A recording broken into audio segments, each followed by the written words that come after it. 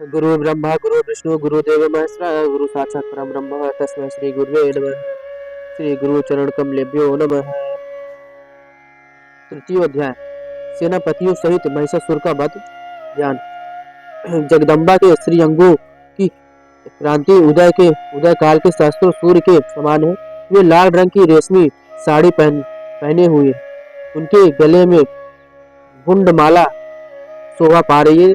दोनों स्तनों पर रक्त चंदन का लेप लगा है। वे अपने कर कमलों में जपमाला की विद्या और अभय तथा वर नामक मुद्राएं धारण करते हुए तीन नेत्रों से सुशोभित मुखारविंद की बड़ी शोभा हो रही है। उनके मस्तक पर चंद्रमा के समान ही रत्नमय मुकुट बांधा है तथा वे कमल के आसन पर विराजमान है। ऐसी देवी को मैं भक्ति पूर्वक प्रणाम करता हूँ।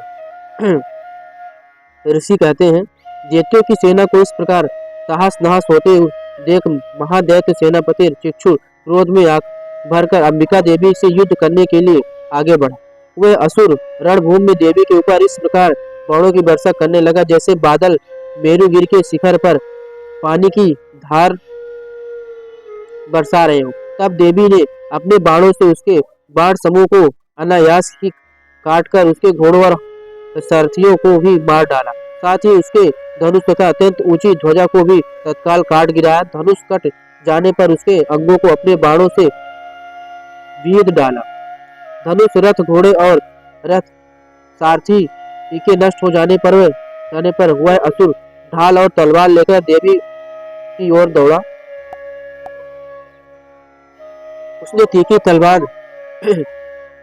उसने तीखी धार वाली तलवार से सिंह के मस्तक पर चोट करके देवी की भी बाई भुजा में बड़े वेग से प्रहार किया। राजन देवी की बाह पर पहुंचते ही वह तलवार टूट गई। फिर तो क्रोध से लाल आंखें करके उस राक्षस ने शूल हाथ में लिया और उसने उस महादैत्य ने भगवती भद्रकाली के ऊपर चलाया। वह शूल आकाश से गिरते हुए सूर्य मंडल की भांति अपने तेज से प्रज्वलित हो उठा। उस शूल को अपनी ओर आते देख देवी भी शूल का प्रहार किया। उससे राक्षस के शूल के सैकड़ों टुकड़े हो गए। साथ ही महादैत्य चिक्षुर की भी धज्जियां उड़ गई। वह प्राणों से हाथ धो बैठा।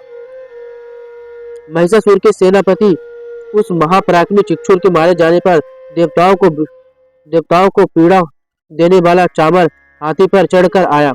उसने भी देवी के ऊपर शक्ति का प्रहार किया, किंतु जगदम्बा ने उसे अपने हुंकार से ही आहत एवं निष्प्रभ करके तत्काल पृथ्वी पर गिरा दिया। शक्ति टूटकर गिरी हुई देख चामर को बड़ा क्रोध हुआ। अब उसने शूल चलाया, किंतु देवी ने उसे भी अपने बाणों द्वारा काट डाला। इतने में ही देवी का सिंह उछलकर हाथी के मस्तक पर चढ़ बैठा और उस दैत्य के साथ खूब जोर लगाकर बाहु युद्ध करने लगा। वे दोनों लड़ते लड़ते हाथी से पृथ्वी पर आ गिरे और अत्यंत क्रोध में भरकर एक दूसरे पर बड़े भयंकर प्रहार करते हुए लड़ने लगे।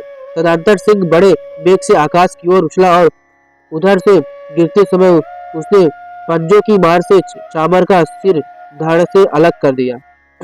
इसी प्रकार उदग्र भी शीला और वृक्ष आदि की मार खाकर रणभूमि में देवी के हाथ से मारा गया तथा कराल भी दांतों, मुक्कों और थप्पड़ों की चोट से धराशायी हो गया। हाथों में भरी हुई देवी ने गदा की चोट से उद्धत का कचूमर निकाल डाला। भिन्नीपाल से वास्कल को तथा बाणों से ताम्र और अंधक को मौत के घाट उतार दिया। तीन नेत्रों वाली परमेश्वरी ने त्रिशूल से उग्रास्य, उग्रवीर तथा महाहनु नामक दैत्यों को मार डाला। तलवार की चोट से पिंडाल के मस्तक को धड़ से काट गिरा। दुर्धर और दुर्मुख इन दोनों को भी अपने बाणों से यमलोक भेज दिया। इस प्रकार अपनी सेना का संहार होता देख महिषासुर ने भैंसे का रूप धारण करके देवी के गढ़ को त्रास देना आरंभ किया। किन्हीं को थूथुन से मारकर किन्हीं के ऊपर खुरों का प्रहार करके किन्हीं को पीछे से चोट पहुंचाकर कुछ को सिंहों से विदीर्ण करके कुछ गढ़ों को वेग से, किन्हीं को सिंह नाद से, कुछ को चक्कर देकर और कितने को निश्वास वायु के झोंके से धराशायी कर दिया।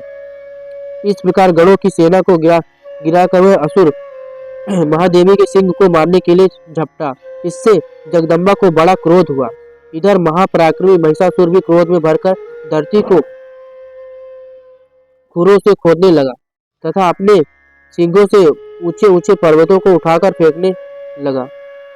खुरों से खोदने लगा तथा अपने सिंगों से ऊंचे ऊंचे पर्वतों को उठाकर फेंकने और गर्जने लगा। उसके वेग से चक्कर देने के कारण पृथ्वी क्षुब्ध होकर फटने लगी। उसकी पूंछ से टकराकर समुद्र सब ओर से धरती को डुबोने लगा। हिलते हुए सिंगों के आघात से विदीर्ण होकर बादलों के टुकड़े टुकड़े हो गए। उसके श्वास की प्रचंड वायु के वेग से उड़े हुए सैकड़ों पर्वत आकाश से गिरने लगे। इस प्रकार क्रोध में भरे हुए उस महादैत्य को अपनी ओर आते देख चंडिका ने उसका वध करने के लिए महान क्रोध किया।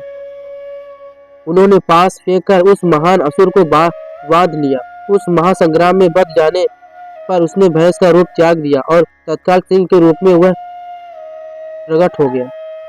अवस्था में जगदम्बा जो ही उसका मस्तक काटने के लिए उद्यत हुई तो ही वह खड़गधारी पुरुष के रूप में दिखाई देने लगा।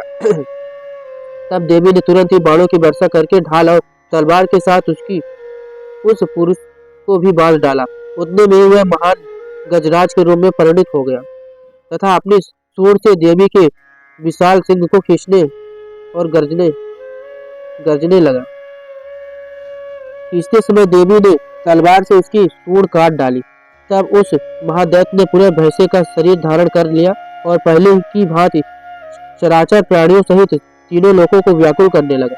तब क्रोध में भरी हुई जगन माता चंडिका बारंबार उत्तम धनु मधु का पान करने और लाल आंखें करके हंसने लगी। इधर वह बल और पराक्रम के मद से उन्मत्त हुआ राक्षस गर्जने लगा, अपने सिंगों से चंडिका के ऊपर पर्वतों को फेंकने लगा। उस समय देवी अपने बाणों के समूहों से उसके फेंके हुए पर्वतों को चोर चोर करती हुई बोलते समय उनका मुख मद से लाल हो रहा था और बाणी लड़खड़ा रही थी। देवी ने कहा, ओ मूढ़, मैं जब तक मध पीती हूँ तब तक तू क्षण भर के लिए खूब गर्ज ले। मेरे हाथ से यही तेरी मृत्यु जाने पर अब शीघ्र ही देवता भी गर्जन करेंगे। ऋषि कहते हैं, यूं कहकर देवी उछली और उस महादैत्य के ऊपर चढ़ गई। फिर उसने पैर से उसे दबाकर उन्होंने सूल से उसके कंठ में आघात किया। उनके पैर से दबा होने पर भी महिषासुर अपने मुख से दूसरे रूप में बाहर होने लगा। अभी आधे शरीर से ही वह बाहर निकलने पाया ताकि देवी ने अपने प्रहार से उसे रोक दिया। आधा निकला होने पर भी वह महादैत्य देवी से युद्ध करने लगा। तब देवी ने बहुत बड़ी तलवार से उसका मस्तक काट गिरा। फिर तो हाहाकार करती हुई दैत्यों की सारी सेना भाग गई तथा संपूर्ण देवता अत्यंत प्रसन्न हो गए। देवताओं ने दिव्य महर्षियों के साथ दुर्गा देवी का स्तमन किया। गंधर्व राज गाने लगे तथा अप्सराएं नृत्य करने लगी। तो ये रहा आज का तृतीय अध्याय। फिर मिलते हैं चतुर्थ अध्याय में। तब तक के लिए जय श्री राधे श्याम।